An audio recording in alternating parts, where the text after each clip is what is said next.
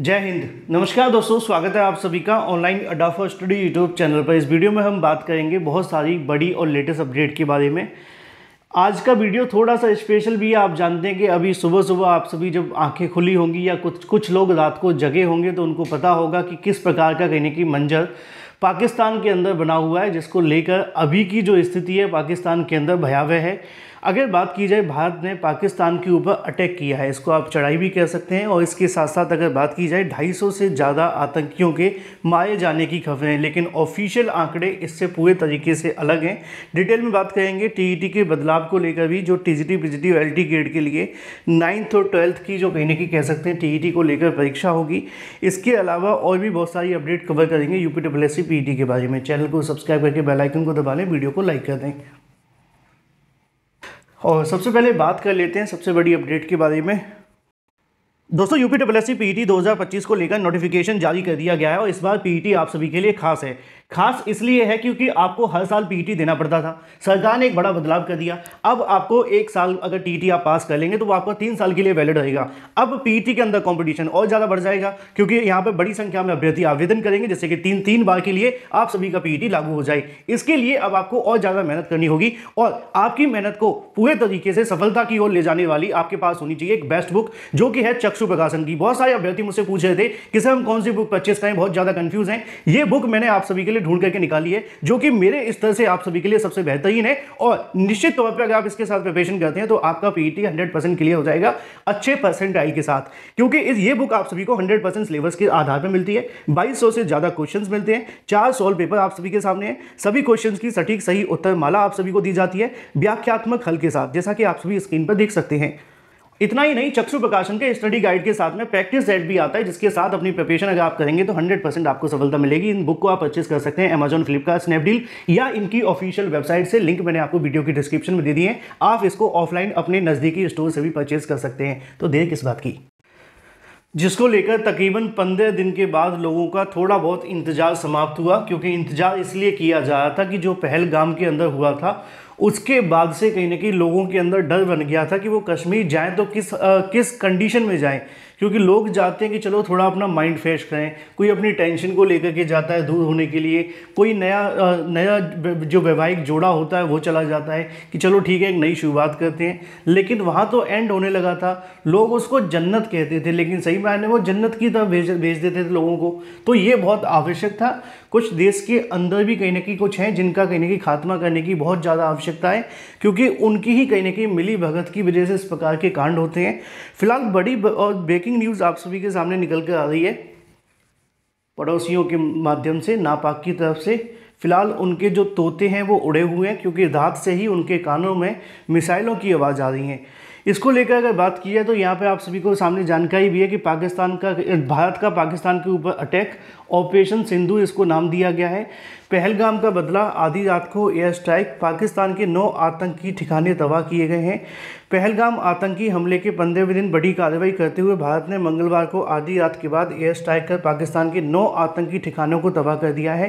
पाकिस्तान को सबक सिखाने के लिए, आतंकी ठिकानों को नष्ट करने के लिए भारतीय सेना पाकिस्तान और उसके कब्जे वाले जम्मू कश्मीर में ऑपरेशन चलाकर सिंधु, जिसका नाम है, हमले में जिन आतंकी समूह के ठिकानों को निशाना बनाया गया वे भारत के खिलाफ आतंकी हमलों में साजिश रचने और निर्देशन करने के लिए उपयोग किए जाते थे। पाकिस्तान मीडिया का दावा है कि हमले में 3 लोगों की कहीं ना कहीं मृत्यु हो गई है, 25 लोग घायल हैं। भारतीय सेना के अनुसार ये जो आंकड़े आप सभी देख पा रहे हैं, ये उस समय की जब खबर छपती है। खबर छपने के बाद आंकड़े बदलते हैं। कैसे? ये पहले तो पीआईबी के माध्यम से प्रेस रिलीज भी जारी की गई, क्योंकि आप जानते हैं अगर हमारे देश में या कहीं पे भी कोई न्यूज़ आ रही है, जब तक उसका कंफर्मेशन पीआईबी नहीं कर देती वो पूरे तरीके से फेक होती है। अब इसको लेकर भी आप सभी के सामने उन्होंने अपनी जो प्रेस रिलीज है वो जारी कर दी है, जिसमें उनका कहना है कि ऑपरेशन सिंदूर के माध्यम से इंडियन आर्म फोर्स की तरफ से यहाँ पर जो एयर स्ट्राइक है वो की गई है और जो पाकिस्तान के आतंकी ठिकाने थे उनके ऊपर कहीं ना कहीं स्ट्राइक की गई, जिसके बारे में उनका कहना है तकरीबन 9 ऐसी साइट्स थी जिनके ऊपर पाकिस्तानी की अगर बात की जाए जो हमला है वो कहीं ना कहीं देखने के लिए मिला है। इसके अलावा यहाँ पे और भी बहुत सारी जो बातें लिखी चाहे तो आप पढ़ लेना, कभी एग्जाम में भी आ जाती हैं।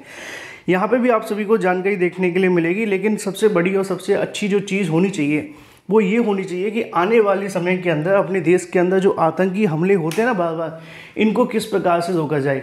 ये कन्फर्म है कि यहाँ पे जो जानकारी निकल कर आ रही है सोशल मीडिया हैंडल्स में, किसी का कहना है 200, किसी का कहना है 250, लेकिन जो ऑफिशियल आंकड़े हैं उनका कहना है तकरीबन 90 के आसपास पर है।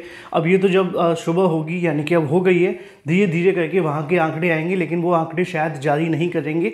लेकिन सबसे बड़ी जो चीज़ है कि आने वाले समय के लिए थोड़ा सा कहने की हमें अपने आप को चारों तरफ से सुरक्षित करने की आवश्यकता है, क्योंकि जो अटैक होते हैं ना भारत के अंदर कहीं पे भी हो जाते हैं, कभी पठानकोट, कभी दीनानगर, कभी मुंबई, तो कभी आप सभी जानते हैं दिल्ली के अंदर, कभी हमें यहाँ जम्मू कश्मीर में तो आए दिन देखने के लिए मिलते हैं। पिछले साल भी माता वैष्णो देवी से आगे एक शिवखोड़ी जगह पड़ती है रनसूर डिस्ट्रिक्ट के अंदर, वहाँ पे भी बस को कहीं गिरा दिया गया था और गिराने के साथ उन पर अटैक किया गया था।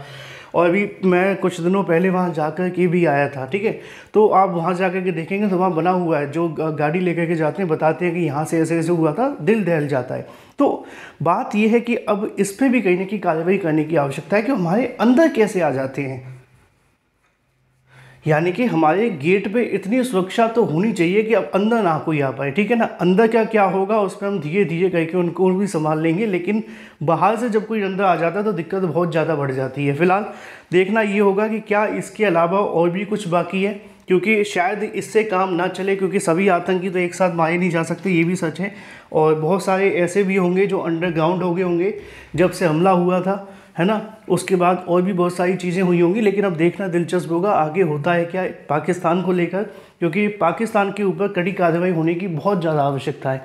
सिर्फ जल और पानी से काम नहीं चलेगा, अब तबाही की आवश्यकता है, तभी यहाँ पे कहीं ना कहीं लोगों के मन में शांति मिलेगी। आपकी क्या राय है? जय हिंद तो कमेंट में लिख ही दिया होगा अब तक शायद आपने। चलिए अब थोड़ी सी बात कर लेते हैं टीईटी में बड़े बदलाव को लेकर। दोस्तों जैसा कि आप जानते हैं कि टीजीटी, पीजीटी और एलटी गेट भर्तियों में आए दिन कोई ना कोई बदलाव हो रहे हैं। अब ये जो बदलाव आप सभी के लिए किए जा रहे हैं वो निश्चित तौर पे आने वाले समय के लिए बहुत महत्वपूर्ण है। काफ़ी लंबे समय से चर्चाएं चल रही थी कि एनसीटीई के माध्यम से बहुत जल्द आप सभी का टीईटी लॉन्च कर दिया जाएगा, जो कि आपका टीईटी होगा 1 to 5, 6 to 8 जो कि पहले से है 9th और 10th और 11th और 12th के लिए। अब इसके संबंध में एक नई टीईटी को लेकर तैयारियां शुरू कर दी गई हैं। सीबीएसई के माध्यम एनसीटीई के माध्यम से इसको लेकर जो प्रोसेस है वो भी स्टार्ट कर दिया गया है, और जल्द ही इसको कहीं ना कहीं आयोजित करने के लिए जो प्रोसेस है वो कहीं ना कहीं कमेटी के माध्यम से शुरू कर दिया जाएगा। उम्मीद ये है कि आने वाली नई एलटी और टीजीटी भर्तियों के अंदर, आने वाली मतलब समझो जो इस साल आ जाएगी वो आ जाएगी, ठीक है। जो इस साल अगर भर्ती आ जाएगी तो शायद आ जाएगी, अगर इस साल के बाद कोई भर्तियाँ आती हैं तो फिर आपको नए टीईटी के आधार पर देखने के लिए मिलेगी, और नया टीईटी होगा 9th और 12th तक के लिए, ठीक है। अगर आप उसको पास करेंगे तभी आप इन भर्ती परीक्षाओं के अंदर बैठ पाएंगे, अदरवाइज़ ऐसी स्थिति में अभ्यर्थियों को बाहर बैठना पड़ेगा। तो अब एलटी गेट और टीजीटी पीजीटी वाले अभ्यर्थी थोड़ा सावधान हो जाएं, क्योंकि चीज़ें बदलने वाली हैं। साथ ही साथ अगर बात की जाए यूपीएससी पीईटी एग्ज़ाम को लेकर भी बड़ा बदलाव कर दिया गया है। एग्ज़ाम के सिलेबस में भी कुछ चीज़ें बदली हैं, अगर आपने अभी तक सिलेबस चेक नहीं किया तो कर लो।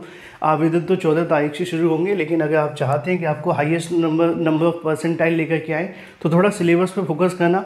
पिछली बार की इस बार के सिलेबस में बहुत सारी चीज़ें बदली हैं, और करंट अफेयर तो आपका हमेशा बदल ही जाता है, उस पर भी आपको फोकस करना होगा। Thank you for watching this video.